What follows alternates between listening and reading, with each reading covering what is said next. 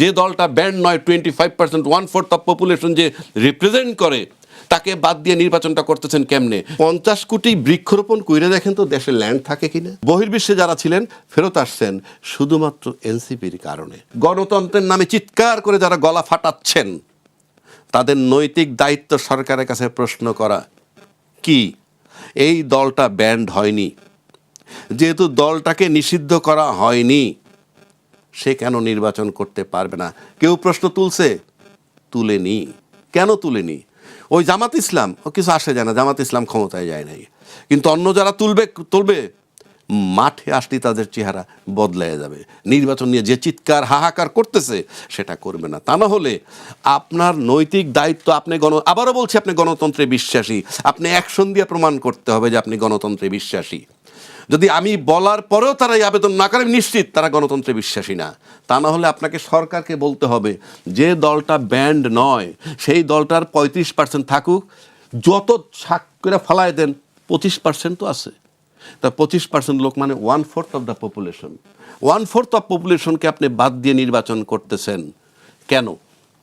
আমি আবারও বলছি, আপনি গণতন্ত্রে বিশ্বাসী, এই দলটাকে ব্যান্ড করতো তাহলে এক কথা। দল যেহেতু ব্যান্ড না, যারা আসামি হিসাবে লিস্টেড আছে বিচার চলুক, ট্রায়াল চলুক, সব চলতে থাকুক। এদের জন্য ইউনূস সাহেব তো গণতান্ত্রিক সরকার না, নির্বাচিত সরকার না, ফেব্রুয়ারিতে চলে যাবেন, তার কাছে আমার কোনো দাবি দেওয়া নাই। মানে গণতন্ত্রের স্বার্থে গণতন্ত্র যারা বিশ্বাসী সুযোগ দেওয়া উচিত ছিল কিনা বা উচিত, আপনি কথাটা বুঝতেছেন না কেন? যারা গণতন্ত্রে বিশ্বাস বলে চিৎকার করে গলা ফাটাচ্ছে তাদের নৈতিক দায়িত্ব সরকারকে চাপ দেওয়া, নির্বাচন কমিশনকে চাপ দেওয়া।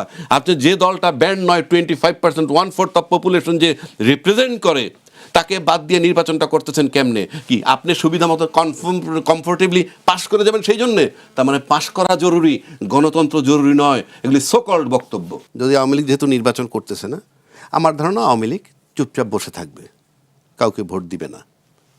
বাট আমি তো চ্যালেঞ্জ করতে পারি না, আমি ধরে নেন তারা ভোট দিবে। তারা যদি ভোট দেয় তাহলে বিএনপিকে যদি ভোট দেয় আওয়ামী লীগ, তাহলে সোনায় সোহাগা। কেন? কারণ বিএনপির যে পরিমাণ ভোট আছে এমনি তারা জিতবেন, জেতার কথা। মানে আমি অতীত রেকর্ড থেকে, এবারকার প্রেক্ষাপট ভিন্ন, সেই ব্যাখ্যা আমি যাচ্ছি না। আর যদি বিএনপিকে ভোট নিয়ে যদি আপনি জামাতকে দেয় আওয়ামী লীগ, কথার কথা, আওয়ামী লীগের একটু আগে বললাম যে 35 বাদ দিলাম 25 আছে, তো 25 যদি থাকে তার সাথে যদি জামাতের 10 যোগ হয় তাহলে 35। তারপরে এনসিপির নাম কষ্টে যাই ভোট থাকুক, ইসলামী দল অন্য যাই ভোট থাকুক, সেখানে সুপার হাড্ডি লড়াই হবে যদি আওয়ামী লীগ ভোট দেয় জামাতকে। কারণ বিএনপির জোটে বিএনপি ছাড়া জোটে যারা আছে তাদের 200 ভোটও নাই এক একটা দলের, চ্যালেঞ্জ করে দিচ্ছি। বাট ইসলামী দল যতগুলো আছে প্রত্যেকের কিছু না কিছু ভোট আছে। সুতরাং জামাতের সাথে যদি আওয়ামী লীগ যোগ দেয়, বিএনপির মানে কঠিন হাড্ডাহাড্ডি লড়াই হবে বিএনপির সাথে। হবে কি হবে না সেটা আমি জানি না। তবে ফাইনালি বাংলাদেশের যে ইতিহাস, অতীত ইতিহাস, 2টা স্টেজ রয়ে গেছে। একটা হলো ভোটের কারচুপি অথবা ইঞ্জিনিয়ারিং, এই 2টা ব্যাপার আজকে বললাম না, এই 2টা দিয়ে শিফট হয়।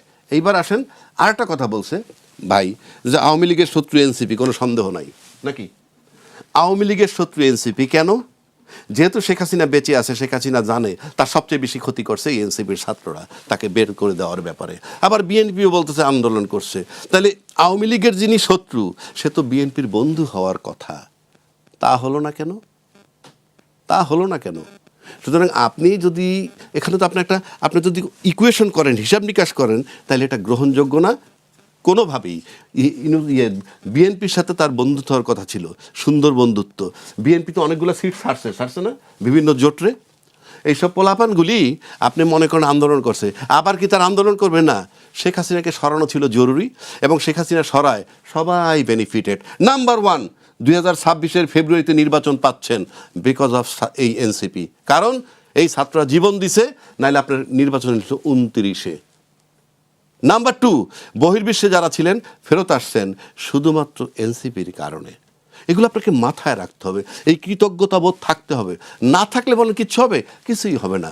তখন তো এনসিপি ছিল না, আরে ভাই এনসিপি ছাত্র তো ছিল, দল পরে হয়েছে। তখন তো মানে দল পরে হয়েছে, ছাত্র তো ছিল। শুধু ছাত্রদের সাথে তো অনেকেই তো এই আমি তো মানলাম আপনার কথাটা। এই আন্দোলনে যারা ছিল ওই জেলে চাষি পোষা বহু লোকই ছিল, কিন্তু সিম্বলিক তো আপনি এই লোকগুলোকে পাচ্ছেন। আপনি তো তাদেরকে, আমি যদি বড় দলের দায়িত্বে থাকতাম আমি এদেরকে গিলে ফেলতাম, কারণ আমি দান খারাপ দিছি সিট, আমি তাদেরকে নিয়ে আসতাম। এবং এখন তাদের কিন্তু ওই আক্রোশ নাই। আমার ধারণা আমরা না জুজুর ভয় দেখাচ্ছি বা আমরা ভয় পাচ্ছি, ইনফ্যাক্ট হাসিনাকে সরানোটাই ছিল নৈতিক কাজ আমাদের। সেটা যখন হয়ে গেছে এদেরকে আমরা বুকে জড়াই নিয়ে ছাড়তাম 20টা সিট, থাকো, কোনো ম্যাটারই ছিল না। এইবার আসেন আপনি প্রতিশ্রুতি দেওয়া, সবাই প্রতিশ্রুতি দেয়। আপনি এখানে এসে জানলাম যে 20,000 কিলোমিটার খাল খনন করবে আর 50 কোটি বৃক্ষরোপণ করবে। আপনি লিখে রাখেন, you just note it down. এটা কি আদৌ বাস্তবসম্মত কিনা? আমি ইতিমধ্যে ক্যালকুলেট করলাম, 20,000 কিলোমিটার খাল খনন মানে যদি 5 বছর মেয়াদ পান, নাকি 5 কোটি, আপনি ভালো করে দেখেন 50 কোটি। আপনি টিভি স্ক্রলে দেখছেন, আপনি এখানে লেখা আছে কি কয় কোটি। জি, আমি এখন আসি, শেষ করি আপনাকে। যদি 20,000 কিলোমিটার খাল খনন আপনি করতে চান 5 বছরে, দৈনিক গড়ে 11 কিলোমিটার খাল খনন করতে হবে। আপনি লিখে রাখেন, নোট ইট ডাউন, আমি আপনাকে নোট করে রাখতে বললাম। 50 কোটি বৃক্ষরোপণ যদি আপনি করতে চান, প্রতিদিন 2,73,000 গাছ রোপণ করতে হবে, লিখে রাখেন। দেশটাই তো থাকবে না। 20,000 কিলোমিটার খাল খনন করলে সব নদী, আর 50 কোটি বৃক্ষরোপণ কইরে দেখেন তো দেশে ল্যান্ড থাকে কিনা। একটা কথার কথা বললাম। সুতরাং আপনি মানে সব কিছু ভায়াবল, বাস্তবসম্মত, গ্রহণযোগ্য হতে হবে। আমরা হতাশ হচ্ছি প্রতিদিন। এখন যদি বলেন আপনি হতাশ হলে কি আসে যায়, কিচ্ছু আসে যায় না, but I am telling you the reality.